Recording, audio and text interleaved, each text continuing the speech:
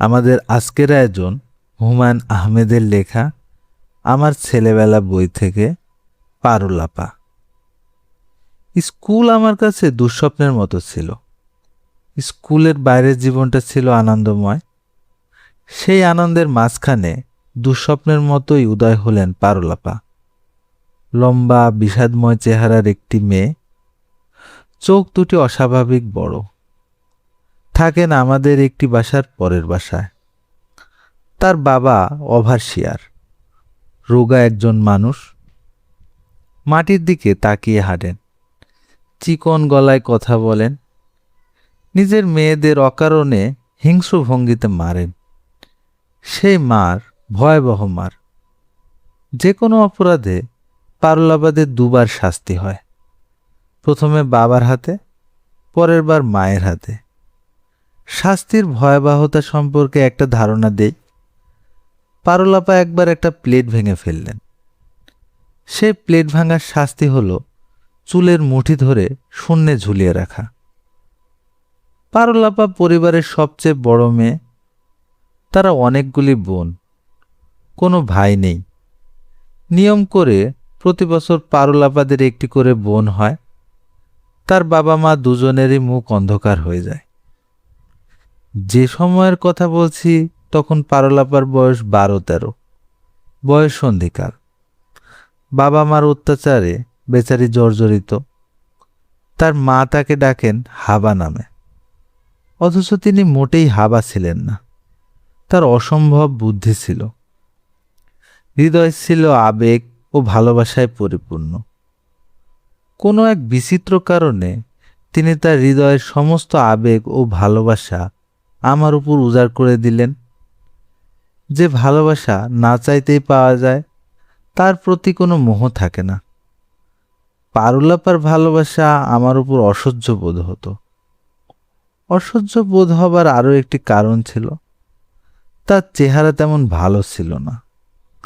আমার চরিত্রের বড় রকমের দুর্বল দিকের একটি হচ্ছে মেয়েদের দৈহিক রূপের প্রতি আমার তীব্র আকর্ষণ।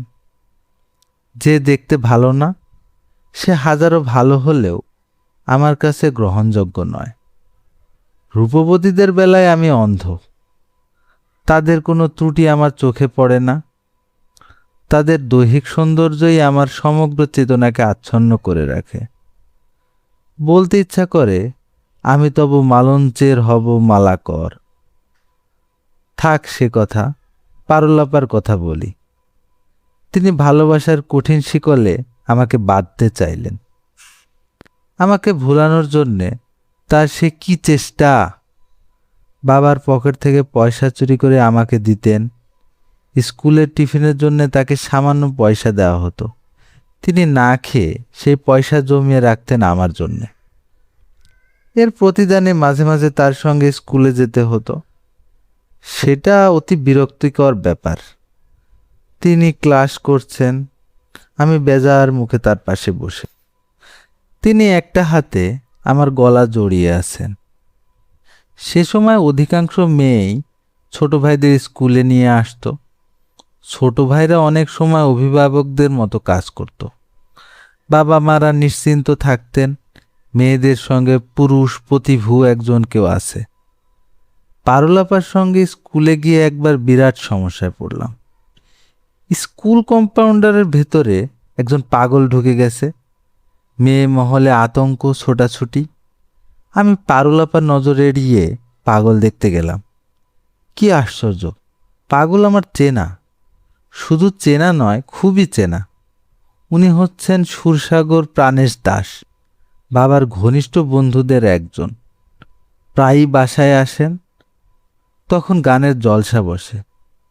আমাদের বাসায় হারমোনিয়াম নেই। আমরা ছুটে গিয়ে লায়লা আপাদের বাসা থেকে হারমোনিয়াম নিয়ে আসি। ঘন্টার পর ঘন্টা তিনি গান বাজনা করেন। গায়ক প্রাণেশ দাস, শ্রোতা আমার বাবা।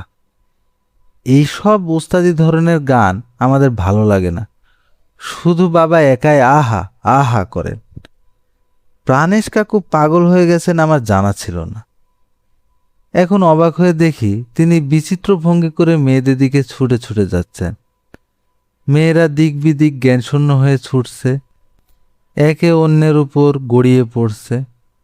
আমি অসীম সাহসী, এগিয়ে গেলাম পাগলের দিকে।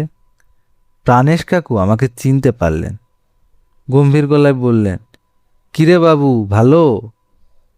আমি বললাম, জি ভালো। আপনি এরকম করছেন কেন? প্রাণেশ কাকু লজ্জিত গলায় বললেন, মেয়েগুলিকে ভয় দেখাচ্ছি। ভয় দেখাচ্ছেন কেন? মেয়েগুলি বড় বজ্জাত। তোর বাবা ভালো আছে? জি। হারমোনিয়াম কিনতে বলেছিলাম, কিনেছে? জি না। শখানেক টাকা হলে সিঙ্গেল রিড হারমোনিয়াম পাওয়া যায়, কিনে ফেললে হয়। রোজ রোজ অন্যের বাসা থেকে আনা। তুই তোর বাবাকে বলবি। জি আচ্ছা।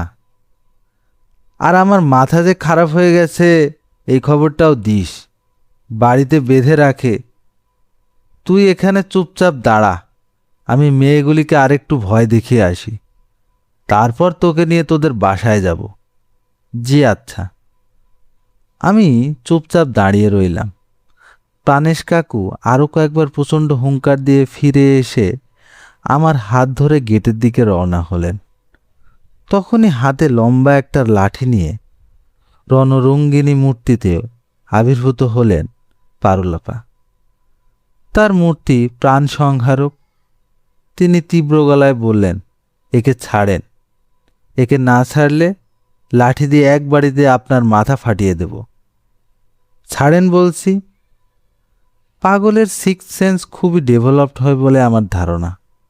প্রাণেশ কাকু সঙ্গে সঙ্গে বুঝলেন আমার হাত না ছাড়লে এ মেয়ে সত্যি সত্যি শরীরের সমস্ত শক্তি দিয়ে আঘাত করবে। তিনি আমার হাত ছেড়ে দিলেন।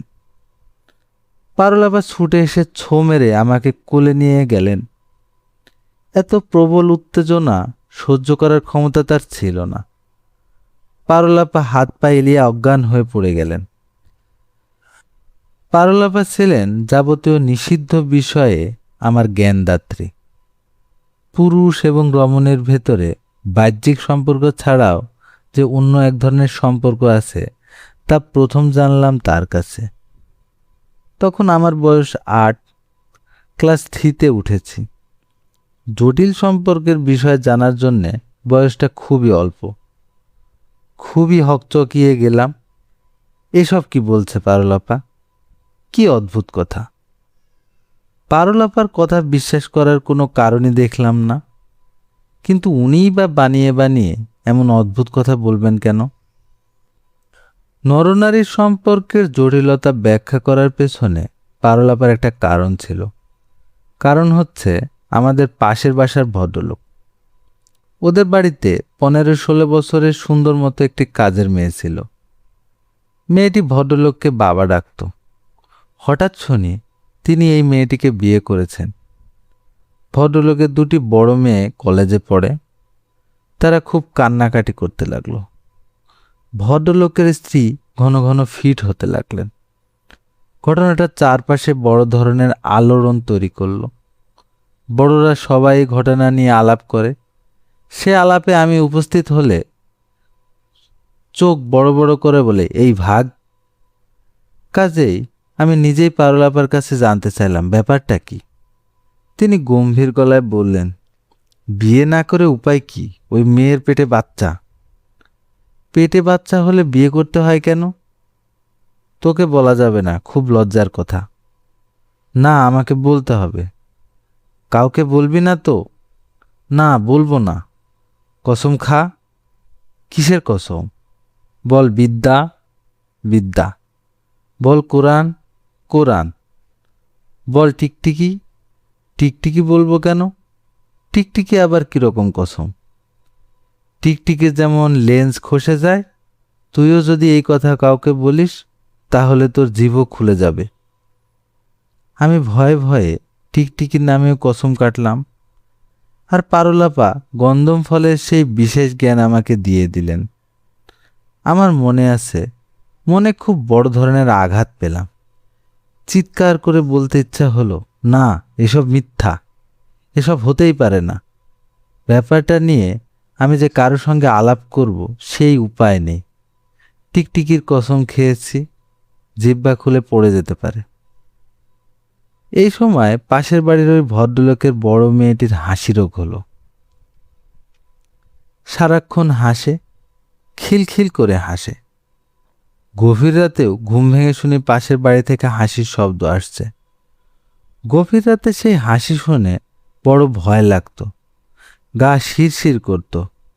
মেয়েটির কোথায় যেন বিয়ে ঠিক হয়েছিল। বাবার এই কাণ্ডে তার বিয়ে ভেঙে যাবার পরই হাসি রোগ হয়। তার কয়েকদিন পরই তারা বাড়ি ছেড়ে চলে যায়। ভদ্রলোকের স্ত্রীকে আমি নানু ডাকতাম, মেয়ে দুটিকে খালা। তারা আমাকে খুবই স্নেহ করত। প্রায়ই ডেকে নিয়ে বড়দের মতো কাপে করে চা খেতে দিত। 2 নম্বর বোনটি আমাকে সবসময় জিজ্ঞেস করত তার মতো সুন্দরী কোনো মেয়ে আমি দেখেছি কি না। এর উত্তরে আমি তৎক্ষণাৎ বলতাম না। সত্যি তো? হ্যাঁ সত্যি। আমি বেশি সুন্দর না আপা? আপনি। সত্যি বিদ্যা কোরআন বল। সত্যি বিদ্যা কোরআন। তারা চলে যাবার পর পাশের বাড়ি অনেক দিন খালি পড়ে রইল। আমার বেশ কিছুদিন খুব মন খারাপ গেল। অল্প বয়সের মন খারাপ দীর্ঘস্থায়ী হয় না, আমার বেলায়ও হলো না। তাছাড়া মন খারাপ ভাব কাটানোর মতো একটা রহস্যময় ঘটনাও ঘটল। একদিন খুব ভোরে 2জন বিচিত্র দর্শন লোক কোদাল নিয়ে পারুলাপাদের ঘরে ঢুকলো। তারা নাকি কবর খোঁড়ার লোক। ভেতরের দিকের উঠানে তারা কবর খুঁড়তে শুরু করলো। এই ঘটনা শুধু যে শিশুদের মনে চাঞ্চল্য সৃষ্টি করলো তা নয়, বড়রাও অস্বস্তি বোধ করতে লাগলেন। আমার মার ধারণা হলো ভদ্রলোক তার কোনো মেয়েকে মেরে ফেলেছেন, এখন গোপনে কবর দিয়ে দেওয়ার ইচ্ছা। বাবা মাকে ধমক দিয়ে বললেন, এসব অদ্ভুত ধারণা তুমি পাও কোথায়? নিশ্চয়ই অন্য কোনো ব্যাপার। আসলেই অন্য ব্যাপার, তবে কম রোমাঞ্চকর না। ওভারসিয়ার কাকুর পকেট থেকে 100 টাকা চুরি করেছে তার পিয়ন, অথচ সে তা স্বীকার করছে না। কবর খোঁড়া হচ্ছে সেই কারণেই। পিয়ন একটা কোরআন শরীফ হাতে নিয়ে কবরে নামবে এবং কোরআন শরীফ হাতে নিয়ে বলবে সে টাকা নেয়নি। যদি সে মিথ্যা কথা বলে তাহলে আর কবর থেকে উঠতে পারবে না, কবর তাকে আটকে ফেলবে। সেই ভয়াবহ দৃশ্য দেখার জন্য আমরা দল বেঁধে কবরের চারপাশে দাঁড়ালাম। দরিদ্র পিয়ন হাতে কোরআন শরীফ নিয়ে কবরে নামল। সে থরথর করে কাঁপছে, গা দিয়ে ঘাম ঝরছে, তাকে দেখাচ্ছে পাগলের মতো। অভাসিয়ার কাকু বললেন, এই তুই টাকা চুরি করেছিস? যে না।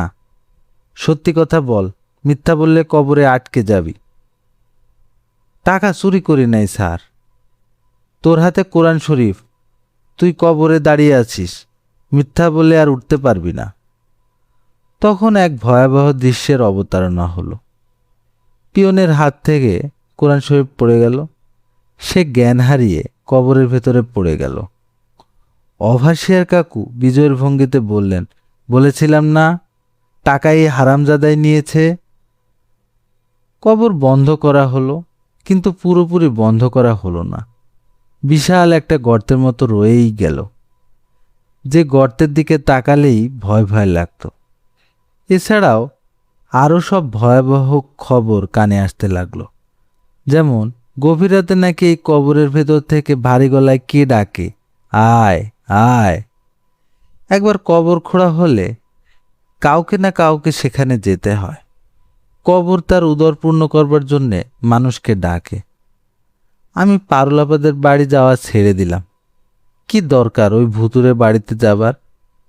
পারুলাপার সঙ্গে যোগাযোগও কমে গেল, কারণ তার স্কুলের খাতায় একটি প্রেমপত্র পাওয়া গেছে। সম্বোধনহীন সেই প্রেমপত্রে তিনি একজনকে অনুরোধ করেছেন তাকে চুমু খাবার জন্যে। কেন জানি আমার মনে হয় ওই প্রেমপত্রটি তিনি আমাকে লিখেছিলেন, কারণ আমি ছাড়া অন্য কোনো ছেলের সঙ্গে তার কোনো যোগাযোগ ছিল না। এবং একবার তাকে চুমু খাবার জন্যে লাজুক গলায় আমাকে অনুরোধও করেছিলেন। আমি এই অদ্ভুত প্রস্তাবে হেসে ওঠায় খুব লজ্জাও পেয়েছিলেন। তার স্কুলে যাওয়া বন্ধ, জানালার শিক ধরে মাঝে মাঝে তাকে দাঁড়িয়ে থাকতে দেখা যায়। আমাকে দেখলেই তিনি চিকন গলায় ডাকেন, আমি পালিয়ে যাই। তার বাবা মা তাকে বন্দি করে রাখায় আমি এক ধরনের স্বস্তি বোধ করি। এখন আমাকে বিরক্ত করার কোনো সুযোগ তার নেই। পারুলাপার বন্দি জীবন আমাকে বেশি দিন দেখতে হয়নি। তারা মীরাবাজারের বাসা বদলে কোথায় যেন চলে গেলেন, হারিয়ে গেলেন পুরোপুরি। মানুষ দ্বিতীয়বার শৈশবে ফিরে যেতে পারে না। পারা গেলে আমি অবশ্যই এই অসহায় অভিমানী দুঃখী কিশোরীর পাশে গিয়ে দাঁড়াতাম। আজ তিনি কোথায় আছেন, কিভাবে আছেন আমি জানি না। শুধু প্রার্থনা করি যেখানেই থাকুন যেন সুখে তাকে ঘিরে থাকে।